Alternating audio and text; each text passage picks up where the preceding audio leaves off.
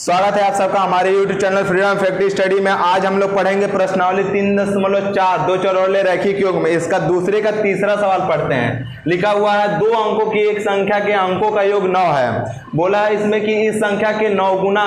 संख्या के अंकों के पलटने से बनी संख्या के 2 गुना है, तो वह संख्या ज्ञात करना है। तो सबसे पहले हम लोग लिख लेते हैं कि लिख लेंगे माना एक दहाई का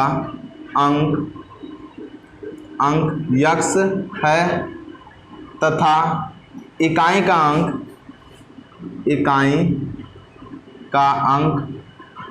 अंक y है। ठीक है, अतः वह संख्या बराबर या फिर वह संख्या बराबर, यहाँ पे लिख देते हैं वह संख्या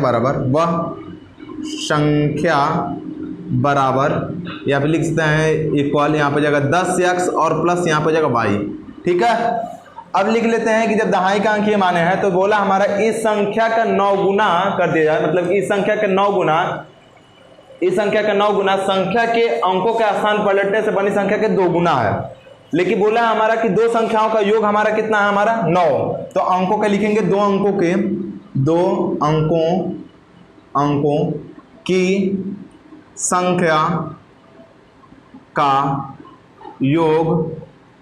9 है, मतलब यक्स और प्लस y इक्वल टू कितना हो जाएगा हमारा 9। ये हो जाएगा समीकरण नंबर 1। संख्या के 9 गुना संख्या के अंकों को पलटने में बनी संख्या के 2 गुना है। तो बोला इस संख्या के 9 गुना, मतलब ये संख्या हमारा x प्लस यहाँ पे जो y, इसका 9 गुना मतलब 9 को गुणा बनी संख्या के 2 गुना है, मतलब बनी संख्या 2 गुना है, मतलब बनी संख्या क्या हो जाएगा उलट देने पर 10y हो जाएगा प्लस यहाँ पे हो जाएगा x हो जाएगा, इसका 2 गुना है मतलब 2 का गुणा कर लेंगे और इक्वल हो रहा है। अब इसका गुणा कर लेते हैं तो 90x हो जाएगा और प्लस यहाँ पे जाएगा 9y हो जाएगा और इक्वल यहाँ पे जाएगा 20y हो जाएगा और प्लस यहाँ पे जाएगा 2x हो जाएगा। देखिए x को x के साथ करेंगे मतलब 90x और माइनस यहाँ पे जाएगा 2x हो जाएगा और इक्वल यहाँ पे जाएगा 20y,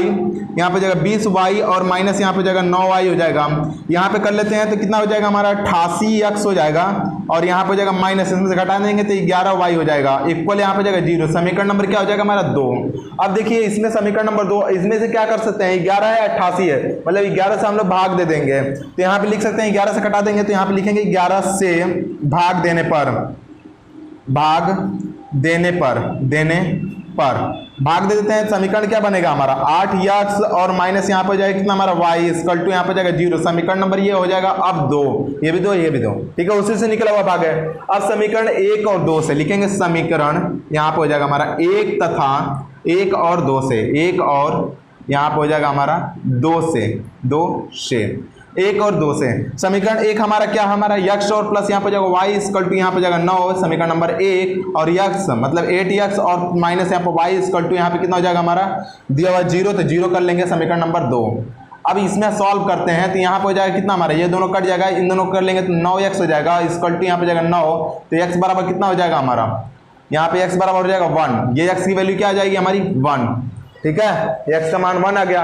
x बराबर यहाँ पे लिखेंगे x बराबर 1 समीकरण 1 में रखने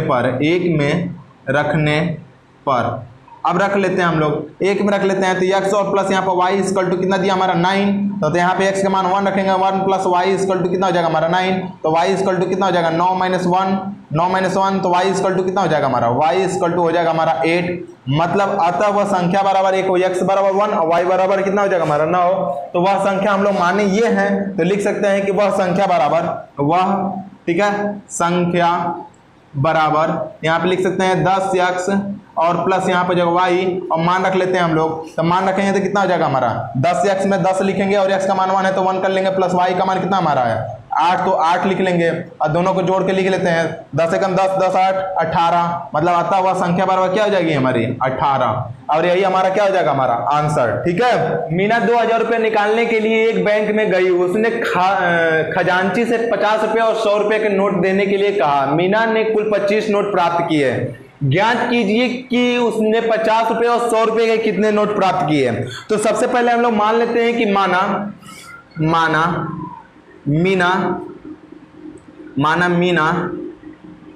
50 रुपए के यक्स नोट ली, नोट है मान लेते हैं नोट है या फिर लिया। और दूसरी बात कि 100 रुपये के तथा 100 रुपये के तथा 100 रुपये के वाई नोट लिए, नोट हैं या फिर लिए। ठीक है, बोल रहा हमारा क्या चाहिए, खजांची से 50 रुपये और 100 रुपये के नोट लिए, तो 50 रुपये के मान लेते हैं यक्स लिया और 100 रुपये का मान लेंगे वाई लिया। कुल नोटों की संख्या दिया वो हमारा कितना 25, तो लिख देंगे कुल नोटों की संख्या, कुल नोट की संख्या बराबर यहाँ पर हो जाएगा हमारा कितना 25। और हम लोग जान रहे हैं कि ये एक्स नोट है, ये वाई नोट है, मतलब एक्स और प्लस यहाँ पर वाई इक्वल टू कितना हो जाएगा हमारा 25, समीकरण नंबर 1। ठीक है, अब बोलना हमारा क्या चीज, स्टार्टिंग में बोला था कि मीना 2000 रुपये निकालने के लिए बैंक गई, तो मान लेते हैं कि मान तो पहले से लिए हैं, 2000 रुपये का नोट निकाल लीजिए जिसमें तो नोटों की संख्या 25 है, तो यहाँ पे जो यक्स था तो मान लीजिए कि 50 की नोटों की संख्या हमारी हो जाएगी, 50 की नोटों की संख्या मान लीजिए 50 यक्स और प्लस यहाँ पे जाएगा 100 वाई। ठीक है, दूसरा क्योंकि 50 के नोटों की संख्या यक्स है मान लेते हैं और 100 के नोटों की संख्या वाई हो जाएगी, इसकल टू कुल मिला के 2000 रुपये निकालती है, तो समीकरण क्या हो जाएगा हमारा 2 हो जाएगा। ये वाला हिंदी वाला स्टेटमेंट लिख लेंगे कि उसने खजांची से 50 रुपये और 100 रुपये के नोट कुल लिए और कुल 2000 रुपये मिले उसको, तो यहाँ पे हो जाएगा 2000 रुपया। ठीक है, उसके बाद इसका समीकरण 1 और समीकरण 2। अब क्या कर सकते हैं कि ये 50 है, ये भी 50 का गुणनखंड है, ये भी 50 का गुणनखंड है, मतलब हम लोग क्या कर देंगे 50 से पहले कटा लेते हैं, तो 50 से कटाएंगे इसको तो क्या हो जाएगा हमारा यक्स हो जाएगा प्लस यहाँ पे जाएगा 2y और इक्वल 50 से कटाएंगे 50 से 240 हो जाएगा, समीकरण नंबर ये हो जाएगा हमारा 2। अब लिखेंगे समीकरण 1 और 2 से घटाने पर, समीकरण 1 और 2 को घटाने पर, समीकरण 1 और 2 को घटाने पर घटा लेते हैं हम लोग, तो x को 1 को हटाएंगे मतलब यहाँ पे कितना हो जाएगा हमारा x हो जाएगा और प्लस यहाँ पे जाएगा y इक्वल टू यहाँ पे जाएगा 25, समीकरण नंबर 1 है, और यहाँ पे जाएगा x और प्लस यहाँ पे जाएगा 2y इक्वल टू यहाँ पे जाएगा 40, समीकरण नंबर क्या हो जाएगा हमारा 2 है। और इसको हम लोग सॉल्व कर लेते हैं, यहाँ हो जाएगा माइनस माइनस, ये माइनस, इसको हम लोग क्रॉस कर लेंगे तो यहाँ पे कितना हो जाएगा माइनस y हो जाएगा इक्वल टू माइनस यहाँ पे हो जाएगा 15, माइनस माइनस कट जाएगा मतलब y इक्वल टू क्या आ जा रहा है हमारा 15, तो लिख सकते हैं कि y इक्वल टू 15 समीकरण नंबर, समीकरण 1 में रखने पर तो रख लेते हैं हम लोग, तो y इक्वल टू 1 में रखेंगे मतलब x और प्लस यहाँ पे जाएगा y इक्वल टू यहाँ पे कितना हो जाएगा हमारा 25, मतलब यहाँ पे जाएगा x प्लस यहाँ पे जाएगा 15 बराबर यहाँ पे जाएगा 25, मतलब x बराबर कितना हो जाएगा हमारा 25 माइनस यहाँ पे जाएगा 15, मतलब x बराबर कितना हो जाएगा 10। मतलब कहने का मतलब ये हुआ कि उसने यक्स हम लोग माने थे 50 के नोट के लिए, तो 50 के नोटों की संख्या कितनी हो जाएगी 10 और 100 के नोटों की संख्या कितनी हो जाएगी 15, तो लिख सकते हैं कि अतः 50 के, ठीक है, अतः 50 के नोट की संख्या हो जाएगा हमारा कितना 10 तथा, इसको इधर लिख लेंगे 10 है, यहाँ पे लिखेंगे तथा यहाँ पर जाएगा 100 के नोटों की संख्या, 100 के नोटों की संख्या हो जाएगा हमारा कितना हो जाएगा 15 है। ठीक है, इस प्रकार से ये हमारा हो गया खत्म। किराए पर पुस्तक देने वाली किसी पुस्तकालय का प्रथम 3 दिनों के लिए नियत किराया तथा उसके बाद प्रत्येक अतिरिक्त दिन के लिए अलग किराया। सरिता ने 7 दिनों तक एक पुस्तक रखी और 27 रुपये अदा किया। ठीक है, जबकि सूफी ने एक पुस्तक 5 दिन के लिए रखा, सूफी ने यह पुस्तक कितने दिन के लिए रखा 5 दिन के लिए रखा, और उसका किराया उसने कितना दिया 21 रुपये अदा किया। तो नियत किराया और प्रत्येक अतिरिक्त दिन का किराया बताना है। तो मान लेते हैं कि माना, यहाँ पे लिख लेंगे माना नियत किराया 3 दिन का नियत किराया, 3 दिन का नियत किराया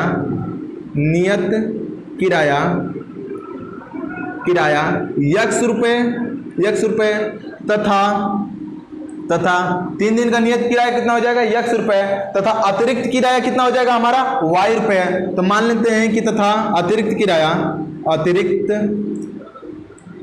अतिरिक्त दिनों का किराया या अतिरिक्त किराया y रुपया। ठीक है, y रुपया। अब देख लीजिए ये x रुपया हो गया, y रुपया हो गया। अब मान लेते हैं बोला हमारा क्या चीज कि मान ये 3 रुपया, मैंने बताया था कि कभी भी क्या होगा कि जो भी किराया लेगा वो नियत जो किराया रहेगा वो श्योर है, वो लेना ही लेना है, तो नियत किराया तो लेगा ही, और जितने दिन एक्स्ट्रा होगा उतना भी लेगा। मतलब देख लीजिए प्रथम 3 दिन का नियत किराया, मतलब प्रथम 3 दिन के लिए जो भी लगेगा x रुपया पर लगेगा, ठीक ना, और उसके बाद जो दिन बचा हुआ है वो y रुपया पर लगेगा प्रतिदिन के हिसाब से, ठीक है। तो मान लेते हैं कि 3 दिन के लिए हम लोग पहला हो जाएगा प्रत्येक 3 दिन के लिए, मतलब बोला हमारा ना 7 दिनों तक की पुस्तक लेती है तो 27 रुपया लगता है, मतलब पहले 3 दिन पर तो x रुपया लगा, और 3 दिन के लिए जब x रुपया लगा तो 7 दिन मतलब 4 दिन बचा हुआ है, तो 4 दिन पर हमारा y रुपया लगा, मतलब यहाँ पे प्लस हो जाएगा 4y, ये भी किराया हो गया, और कुल मिला के 27 रुपया लगा, तो 27 रुपया समीकरण नंबर 1, ठीक है। अब देखिए दूसरा बोल रहा है कि सुशी ने बोला हमारा सुशी ने पुस्तक 5 दिन के लिए है, तो यहाँ पे लिखेंगे सुशी ने, यहाँ पे लिखेंगे सुशी। यहाँ पे हिंदी में ये वाला स्टेटमेंट हम नहीं लिखे हैं, आप लोग लिख लीजिएगा, ठीक है ना, ये लिखना पड़ेगा आपको। जो नाम है सरिता ने 7 दिन के लिए पुस्तक लिए बराबर और राधा किए बराबर 27 रुपए पर, तो यहाँ पे लिखेंगे सुशी का आप लिख लेंगे, सुशी है, यहाँ पे सुशी फिर से लिख देना, सुशी ने पुस्तक 5 दिन के लिए तक 5 दिन के लिए कितने रुपए दिए उसने, 21 रुपए, ठीक है। सुशी ने 5 दिन के लिए 21 रुपए दिए, मतलब सुशी पहले 5 दिन, तो 3 दिन का किराया तो x रुपया लगेगा, बचा 2 दिन, तो 2 दिन का किराया मतलब 2y लगेगा, और कुल मिलाकर उसने 21 रुपए दिए, मतलब 21 रुपए लगेगा। समीकरण नंबर क्या हो जाएगा 2। अब समीकरण 1 और 2 दोनों सेम है, x, और इसमें क्या कर लेंगे हम लोग घटाने पर, तो लिख सकते हैं समीकरण 1 और 2 को घटाने पर, तो यहाँ पे लिखेंगे समीकरण 1 और समीकरण 2, मतलब कि 2 को और 2 को घटाने पर, यहाँ पे लिखेंगे घटाने पर घटा लेते हैं हम लोग। समीकरण 1 दिया हुआ x और प्लस यहाँ पर जाएगा 4y और इक्वल टू 27, समीकरण नंबर 1 था। समीकरण नंबर 2 हो जाएगा x और प्लस यहाँ पर जाएगा 2y इक्वल टू यहाँ पर जाएगा 21, समीकरण नंबर हो जाएगा 2 हो जाएगा। अब दोनों को सॉल्व करेंगे, माइनस हो जाएगा, एक कट जाएगा, इन दोनों में 2y हो जाएगा इक्वल टू यहाँ पर जाएगा कितना हमारा 6, जब यहाँ पर हो जाएगा 6, इसका मतलब लिख सकते हैं कि 2y इक्वल टू यहाँ पर जाएगा 6, तो y इक्वल टू कितना हो जाएगा हमारा 3, मतलब y का मान कितना आ गया हमारा 3, y बराबर 3 समीकरण 1 में रखने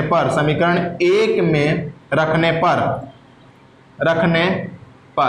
अब रख लेते हैं हम लोग, तो समीकरण 1 में रखते हैं, समीकरण नंबर 1 हमारा क्या ये है, तो इसमें रख लेते हैं x और प्लस यहाँ पर हो जाएगा 4y इक्वल टू यहाँ पर जाएगा 27 हो गया, तो यहाँ पर हो जाएगा कितना हमारा x ही रह गया प्लस 3 और 4 हो जाएगा, यहाँ पर जो 4 हो जाएगा, y का मान कितना दिया हमारा 3, तो 3 रख लेंगे, ठीक है ना, और इक्वल टू 27 दिया 27 कर लेंगे, x और प्लस यहाँ पे जाएगा 12 और बराबर कितना हो जाएगा 27, तो x बराबर कितना हो जाएगा 12 घटा लेंगे तो कितना हो जाएगा 15, मतलब x का मान कितना हो जाएगा 15 और y का मान कितना हो जाएगा हमारा 3। तो लिख सकते हैं ये चीज हम लोग, क्या लिख सकते हैं हम लोग, ये जो माने हैं कि माना 3 दिन के लिए किराया कितना लेता है उसने 15 रुपया, और उसके अगले दिन मतलब प्रतिदिन का हिसाब से किराया 1 दिन का कितना लेता है 3 रुपया, मतलब 1 दिन का किराया उसका लगता है 3 रुपया और नियत किराया कितना उसका 15 रुपया, अतः उसका नियत किराया लिख सकते हैं, अतः नियत किराया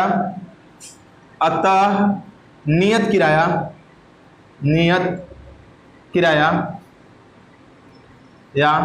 नियत 3 दिनों का किराया, नियत 3 दिन का लिखिएगा, ठीक ना, नहीं तो गड़बड़ होगा, 3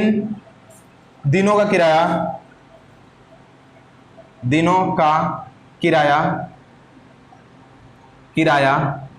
यहाँ पर हो जाएगा 15 रुपए,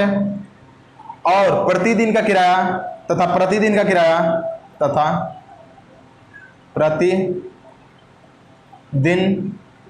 का, ठीक है, प्रतिदिन का किराया